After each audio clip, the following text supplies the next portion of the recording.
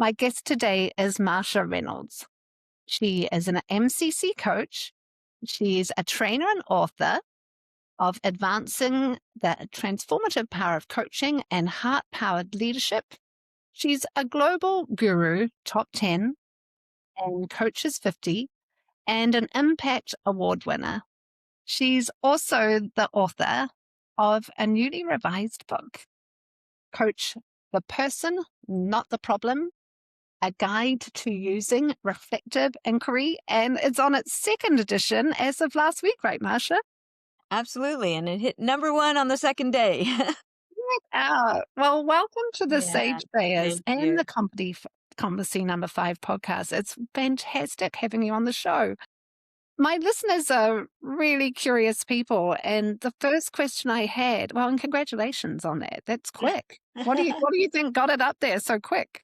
Um, I have I'm so, like, grateful for the people who have become my fans, and so there was a lot of people that, reposted and let other people know, and that, when I first started writing it, it's like, "Well, are people gonna buy a 2nd edition if they have the first?" And they were all, "Oh, we can't wait for the 2nd edition." So I think it's all the people around the world, that many different languages it's been translated into, and that was definitely my bestseller.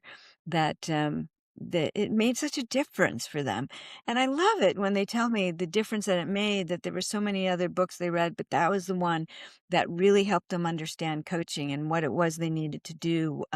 Whether they were a coach or a leader, just using coaching skills to really get this is different than just normal give and take and problem solving conversations.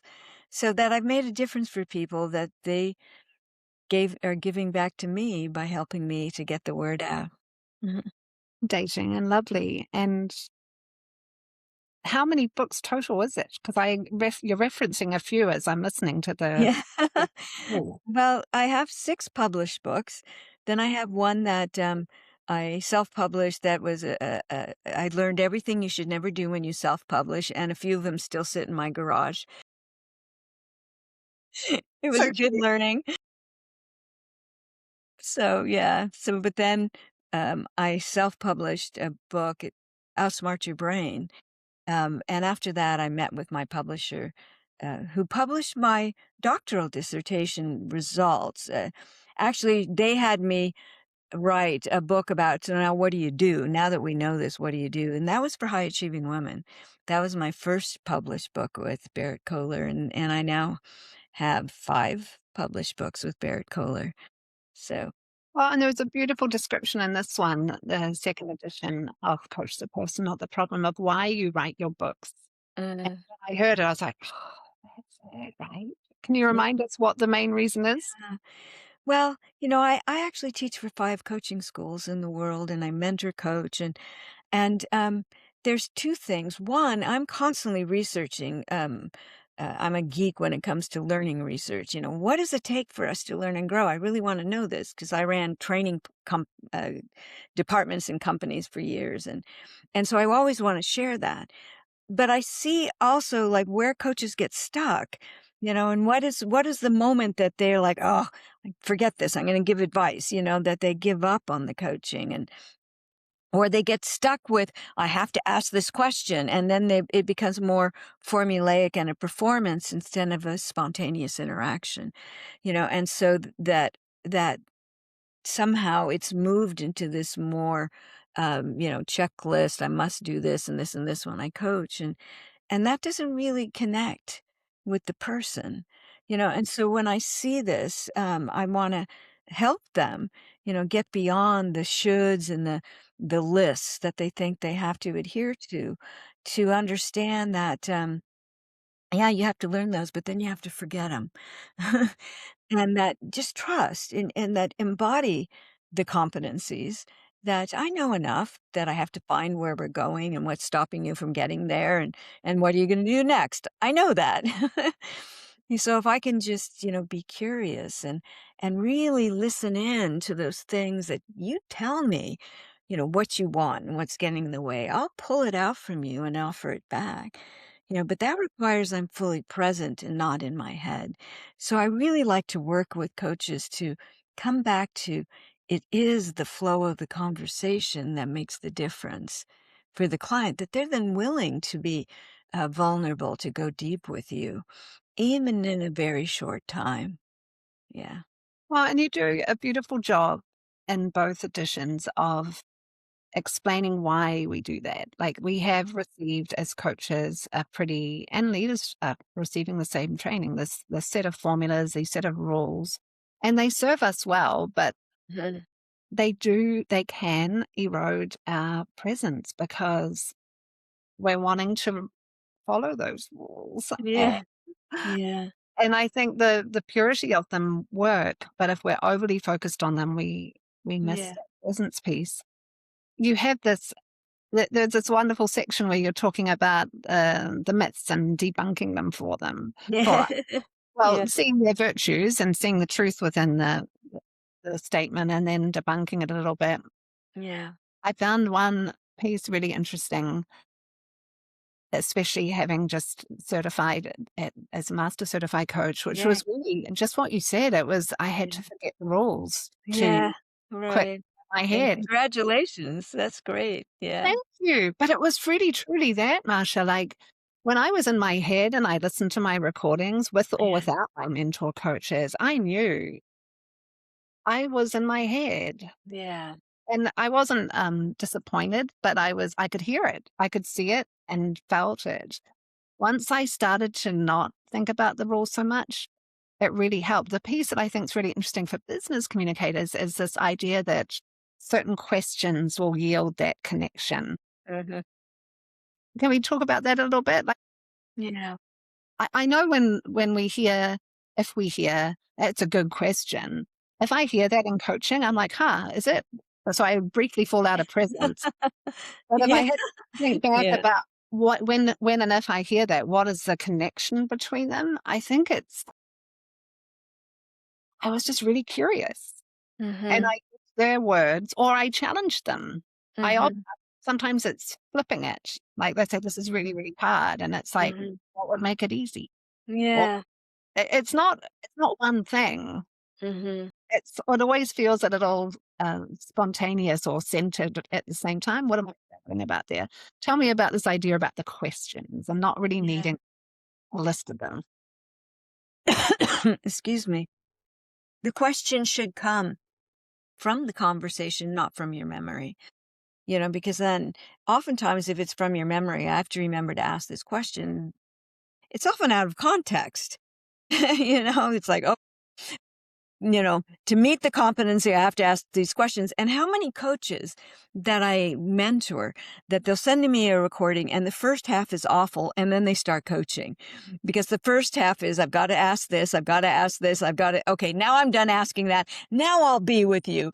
And I always say, you're a brilliant coach, but you were only brilliant in the second half. Can you just bring that into the first half? Just forget about that because you're such a good coach. You don't need that crutch. And so, like, even this morning, I did a coaching demonstration with a group of they're all fairly high leaders in Asia that want to learn coaching skills.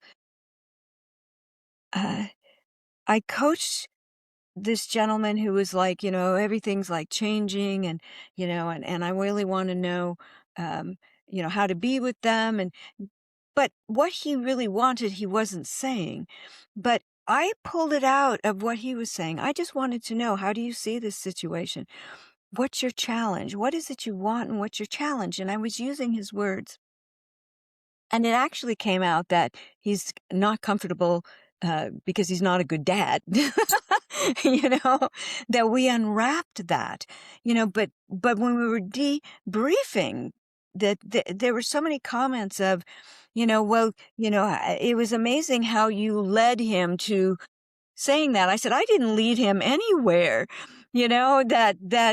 uh, that he felt safe enough with me to finally go deep and be vulnerable. And he said, I've never said this to anyone ever, you know. And we got there within like 10 minutes. The coaching was only 20 minutes. And I said, but everything I said was his words. Everything I said, he gave me. I was just offering it back. But over the years, because I so have come to trust my presence and trust that I know enough. I know enough, that every year I've gotten better. But even in the first few years, that it was more about my presence than it was my perfection of coaching skills. That the questions come for me often with the reflection. It's reflective inquiry. And I think the reflection's so important. So what you're telling me is, I said, you keep saying you want this, but you should do this. There's a conflict. You want to spend time with your family, but you have a responsibility to your team. Do you hear your conflict of values? And he just had never, and I simply said it, but I said, here's what you said, here's what you said, here's what's happening. And he's like, oh, it is a conflict. And, in all these years that he's been holding on to this, but it was only what he said. And so he gives it to me. I'd feed it back to them and then ask the question. And the question is often, what do you think about that? Right, you know, right. and that makes them, oh, that's a good question. When it was just, what do you Right. think about that? Because it's so based on the reflection that I pull out, the key things that he says or he contradicted, that I just pull it and offered it back. Here it is. Here's what's on your mind. And he got to look at it. And because he's been living with this guilt and for both, who I am as a leader, who I am as a father, and all of that, he couldn't sort it out in his brain. He needed an external thought disruptor to be able to say, here it is. Take a look at it. What do you think about that? Which brought him to these levels. And, again, it was like that I was doing something magical, and I always say, well, no, here's the competencies that I was using, Which ones did you rattle off? excuse me. Which ones did you rattle off to Oh, well, I was getting an agreement of what he really wanted, yeah, okay, and which evolved, and this guy had said, it kept changing," and I said, "Yeah, it usually does. Don't go right, with the first thing, they don't know what they want. Pull it out, evolve it. Is this it? And then what's getting in the way? Oh, is it this? What's getting in the way? So there was that, and that I recognized every time he had, an awareness. It's like, okay, say that back to me. So it embeds, and what will you do with that? I said, I was essentially, I could tell you, I could go back through and mark the competencies that I was hitting, but I'm not thinking about it. It's again, as long as I know, first off, number one, and this is what a lot of coaches miss, coach slowly to understand, to see what they see as the problem. Quit assuming after a sentence or two, you got it. No, you don't, because you don't see through their eyes. You haven't lived their life. Be curious, feedback. So this is how you're seeing your situation. Is that it? I must confirm first that I see what you see. What that does, that establishes that sense of this person is really listening to me. Wow, they're here for me. They understand me. And that right there starts to ease their tension, develop their trust, just with the confirmation. Am I seeing what you see? Do that even before. So, what is making this a challenge for you? Or what is it you want to create that's not happening now? So then we can get to that future state. And then, so what's keeping you? What's stopping you from moving forward? Those are just the essentials. And you know that you're doing that. You don't have to think about it. Yeah. coaching slow? What do hmm you notice shifting in you? Um, I know that I stay calm in it. I don't. Uh, I know when to give them space to think, to be silent. I know that, okay, at the beginning, I may even, so like when he started to say, well, let me show you the model of the strategy, that I could interrupt and say, could we just stop for a moment before you get into that? You know, I'm just like that you keep telling me about the strategy, but what is it that you're really afraid is going to happen with your team? Can we really look at what's the challenge you're facing that you haven't thought through already? And so there was an interruption because it's like I didn't really want to see his model, you know. And that was, he even said when we were debriefing, he said that was such an awareness that it's not my model, you know, because he so was, keyed into, I got to have the data, I got to have the model, I have to know what I'm doing, instead of I have to know how I'm being with people, and with my family. Um, so I was coaching. I still think it's allowed me to coach slowly, but I needed to see what his challenge was. I needed to see the challenge, not what he'd already figured out. What's the challenge? So challenge. yeah, so I pulled him into that, and asked permission. Can I interrupt? It's like, but I really want to know what's challenging you at this moment. You've got a lot figured out. Great. I don't need to see what you figured out. I want to know what you haven't figured out. And he was okay, with that. And so there's some direction of understanding, and then I want to see the challenge. So then I go into coaching more slowly when I need to see what he sees and feed that back to him, and then we can get clear on that. And a lot of times that coaching creates awareness and often gives them some, things to do right there, that just that understanding themselves of what's really going on is such a beautiful part of coaching. Don't rush through that. Right. That's so critical that they understand for themselves what the difficulty they think they're facing. So, mhm, Listeners, what is causing the coach and leaders and communicators who want to converse in that deeper level? What's mhm. causing the rush? And Um, what are we rushing towards? yeah. Well, it's often where coaches often stop themselves, both new coaches and advanced coaches, is when it starts to feel uncomfortable, they feel they're not adding value. And so then they jump over to giving advice. And I always say, huh? Has it always been like that in the industry? Yeah, well, because we're wired to give answers. And leaders, what are they promoted for? They are promoted for what they know.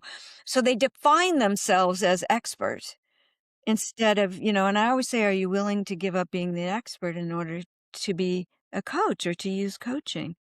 And it's difficult to give that up because that's what I've been acknowledged for. I was a trainer for 20 years before I became a coach, and I had to give up being the one who knows in order to move into that. So it was hard. So it's a mental shift, and it's an identity shift of who I am to my client.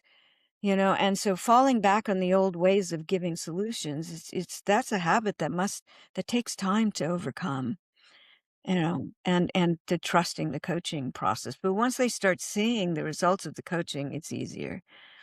Yeah. Shift Mhm. it once Yeah. they see the ahas, the shift Yeah. or shoulders. Yeah. It's fine. Right, and the lightening up, the burden is gone. Yeah. Yeah, and that I think the hardest thing for me as a coach is not pouring in. Like you say, there is no hybrid coaching. You're either coaching or you're doing something else. Rightfully so. That is absolutely true. But it's hard to resist that when Oh, it's really hard. But it has been very rewarding to resist. Can I share some small yeah, tips please. that I've seen in the coaching? And Mhm. I don't know if you're seeing this in your one-on-one clients. I don't know what's shifted, but I took a small break for a sabbatical for writing, and my business is brisk again. And I've noticed just from this week of coaching, which was pretty busy, there is more appetite in my clients than I've ever seen. And these Mm. were mostly new clients this week. Mhm. For me not to pour in the answers. Before I noticed there was always like, come on, tell me, Yeah. we'd do the slow Yeah. coaching and we'd Yeah. find the root problems and the source of the Mhm. discourse and all that. But when it was time for the tactics, they were Mhm. hungry for me to pour in. I am seeing more appetite for them to, like when I give them the space for them to figure it out, Mhm. there's less resistance. And I Yeah. wonder if it's a response to AI coaching, which gave the answers so quickly and many Oh, really did at the beginning. I yeah. wonder if I don't know what it is, but what are you Yeah.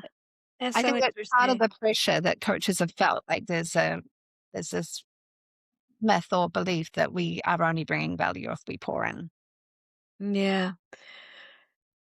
Well, again, it comes back to what do I think who I am at this moment. It's interesting times when we face the ups and downs. It's not the first time we've faced massive confusion and uncertainty in the world. This is an up and down process. Uh, but people respond to it differently.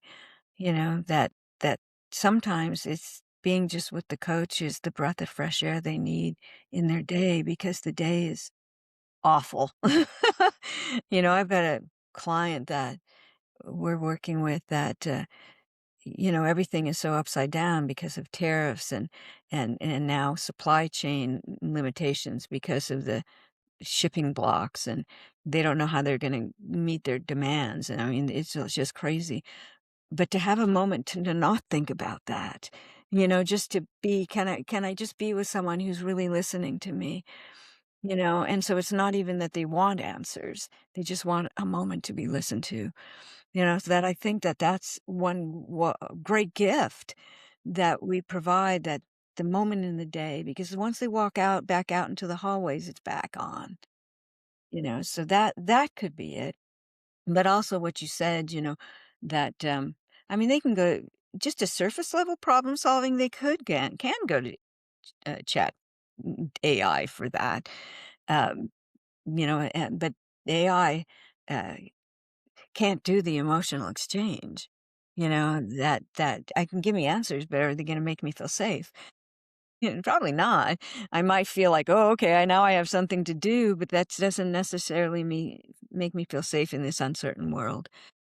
Yeah, so, yeah. You wanna talk about your writing process, Marsha? Like, where do you wanna take the rest of our conversation? I'm personally curious about what was that like? Like, Yeah.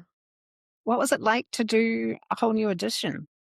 It's the first time I've done a second edition. It's so people say, "How long did it take to write it?" And I said, "Well, I didn't start from scratch." Yeah, That's a exactly. different process Yeah, than when I that's what sit I down and do chapters and whatever. I first had to figure out what do I want to say differently, and and actually the structure of the book completely changed because of AI and the focus on presence, that I reordered the book to put the focus more on that.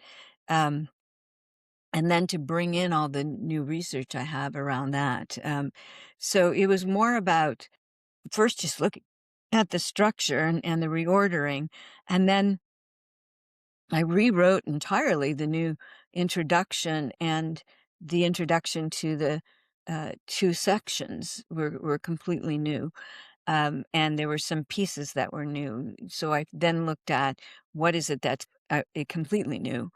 And then I went through every single page to wow. say, would I still say it that way? So I made maybe little edits or big edits on every page because in 6 years, Yeah.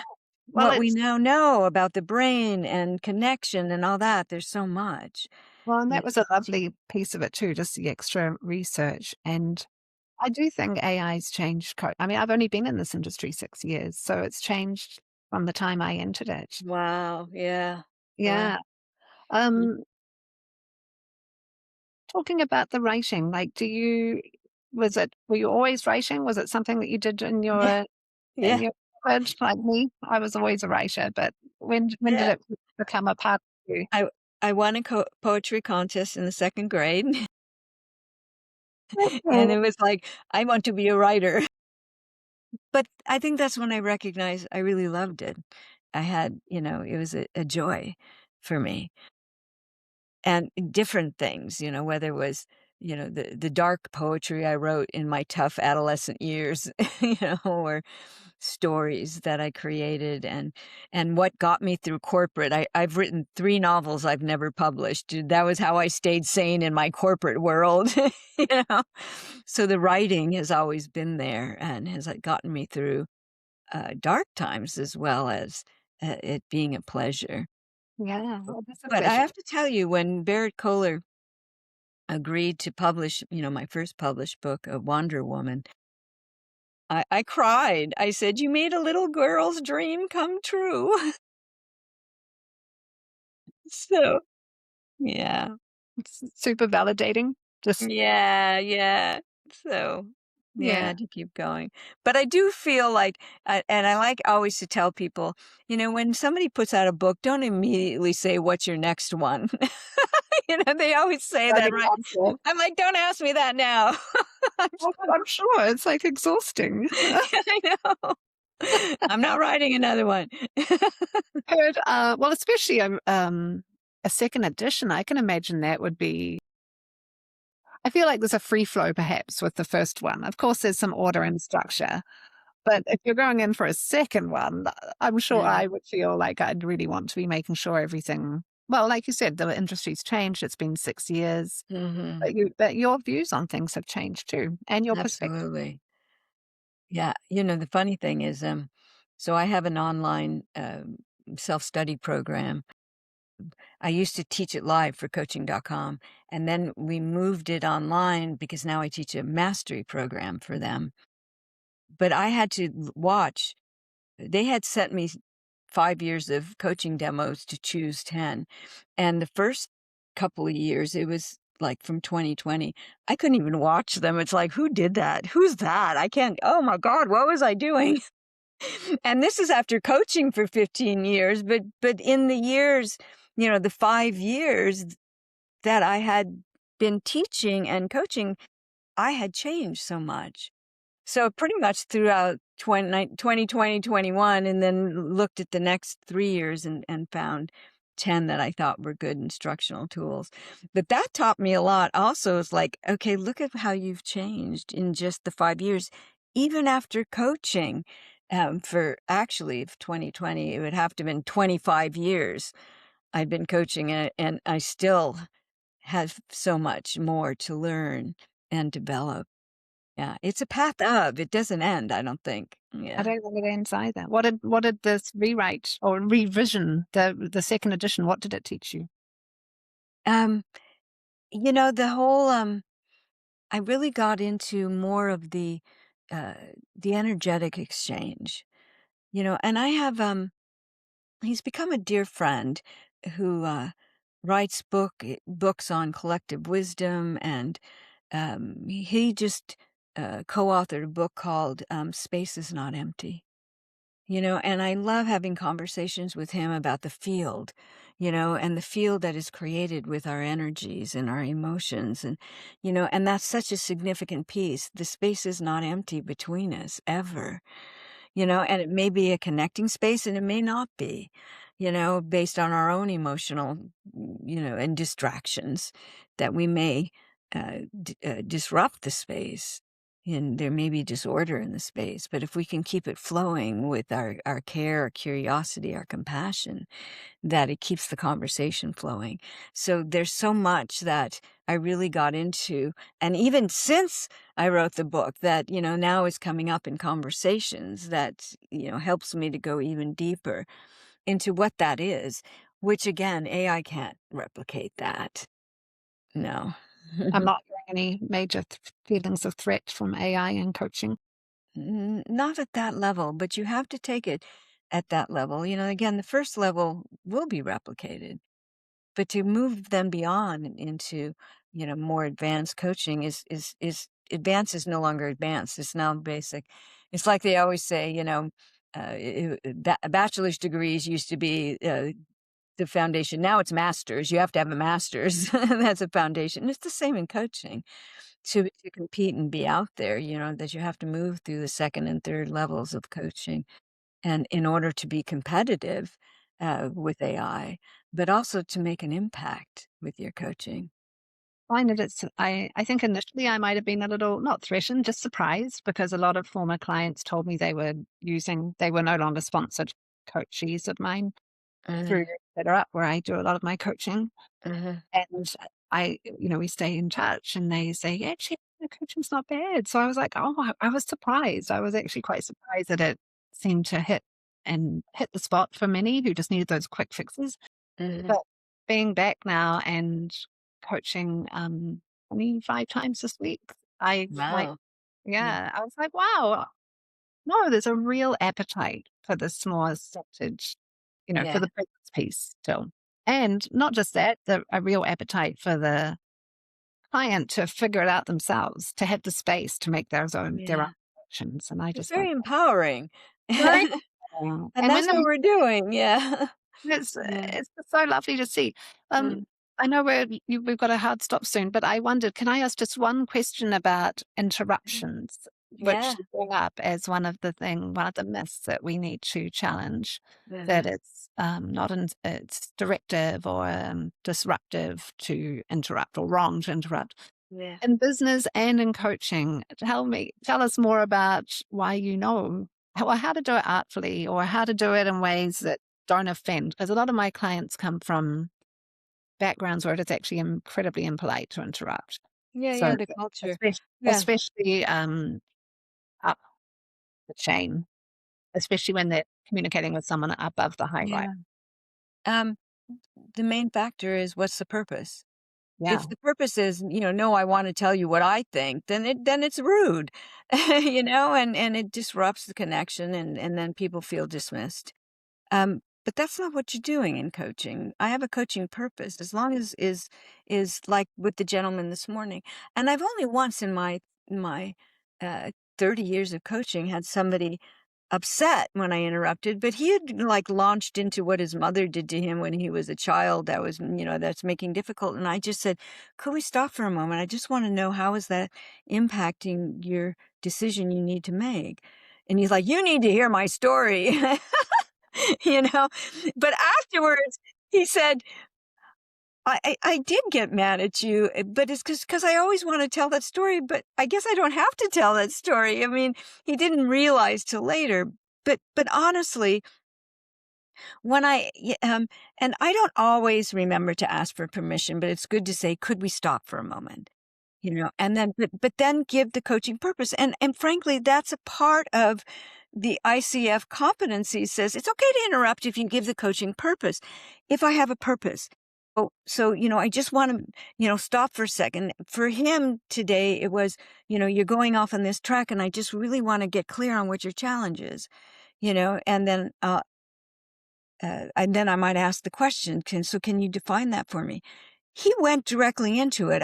Most people will go into, yeah, and they know when they've gone off track. And so I've had people say, thank you for interrupting me if they're verbal processors and they go all over the place. Or if they name three things and could we stop for a second? I want to know which is most important to you. Or there was one time, and this often happens, they'll say something and then they'll go over here and it's like, could we stop for a second? I really want to look at what you just said here. Could we just go back, step back for a second and tell me what that's about? And you don't feel the need to explain why Well, but that's the why. I want to go back for a minute before we lose that, before we and that is yeah. a So you why. could tell me what that is. And again, they don't, it's like, oh yeah, I said that. So it doesn't disrupt the process because it's the intention is there that it's for them, not for me. The intention is I'm here for you. I want to get clear on this, or I want to know what you meant by that, and to understand the process. If you let the story go on and on and on, then oftentimes coming back to that is feels out of context and you've Yeah. lost it. So if So it you're feels operating significant, from intuition in that moment. So when you do yeah. it's 100% intuition. Like, wait a minute, you just said that. Wait a Well, minute. that's it. You pull that was a key thing. That was a key point, and that cannot be lost. And that's the problem. They've been saying this forever that they don't even know that was so important because it's just blah, blah, blah, blah, blah, blah, blah in their brain, And so it's like, do you know you're saying this? You know? And oh, yeah. So how is this relating to the challenge that you have? And then they clearly see it. So again, if this is significant enough for us to look at, to say, could we stop for a second? You just said this and it seems so important. Could you define that for me? So permission, ec- coaching purpose, and question. That's the Yeah. formula. Yeah. Yeah. And I love the intentional use. It seems important. You're not saying it is important. You're not, Yeah. well, you've got a hunch. You're wondering. You're Mhm. curious. It Yeah. seems, can we go back? Yeah. Yeah. So it's not directive. Yeah. It's in service of them. Wait, hold on a second. You Yeah. said this. Yeah. Yeah. It's important, or it feels important, or it It might seemed real be. important, you know, or it's yeah, it seems like it relates so much to this, but that I don't wanna lose it. Yeah, there you I go. often say that because they will lose it, you know? Well, But and so also too. yeah,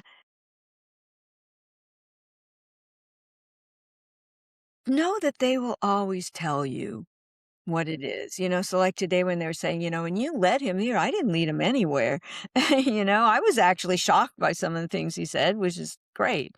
M Be surprised, but they'll always slip in what is their big challenge and how their definition of self is getting in the way. Because when I even asked him, which is, he said, I have these two priorities. I said, you can't have two priorities. The definition of priority is one thing. So which of those is most important? And, he said, well, actually, it's family. But I have this major responsibility, and that I should. And every time he said should or but, I said, oh, you should. So your should's getting in the way of your priority. Do you realize that? So I always listen for the shoulds, and the buts are the fears that are taking away from what they want. Yeah. Yeah, they're doing it. They'll tell you. So they will give you the seeds of their challenge, and it's often identity based. So you have to stay present. It's what you're listening for their values, for their shoulds. I have to do this. Who says? You know? And According is to there whom? yeah, or the either or. Is it an either or can you blend it? You know? So They it's will like give a it to gentle you. challenge. It's like a, yeah, it's gently challenging their logic and the words they're laying down in front of you. Yeah. But It's because we've set this energetic connection and they feel safe with you, they'll allow you to go there. Because what happens the moment they feel safe with you, that the neurochemicals that they s- start generating calm their tension and actually open their mind and their willingness to go deeper. So when they say, wow, I've never said that before, it's only because you trust me. And it's not that necessarily what I said, but it's the energy I bring and that I don't take on your emotional state, your fear, your guilt. It's like I just share it back. Yeah. it's neat. Yeah. Natasha, it was such a pleasure having you on the Yeah. shows Oh, today. thank you so much. I really Yeah, enjoyed I this. Yeah. really enjoyed this too. Thank you. Mm. You've inspired me to write more Oh, good. about my Yeah. craft and continue coaching and continue bringing it into leadership so they don't need to certify as a coach, but they can become much better conversers and Yeah. gain more trust. Engage. And Yeah. understand how to gain trust a little bit more. It's just such a beautiful craft, and thank you for Yeah. bringing it to us and writing and talking about it so beautifully. Thank you. Thank you. Thank you for the invitation. Yeah. Oh, it was wonderful. You take good care, Masha. Okay. Thank you. Thank you. Bye. Bye.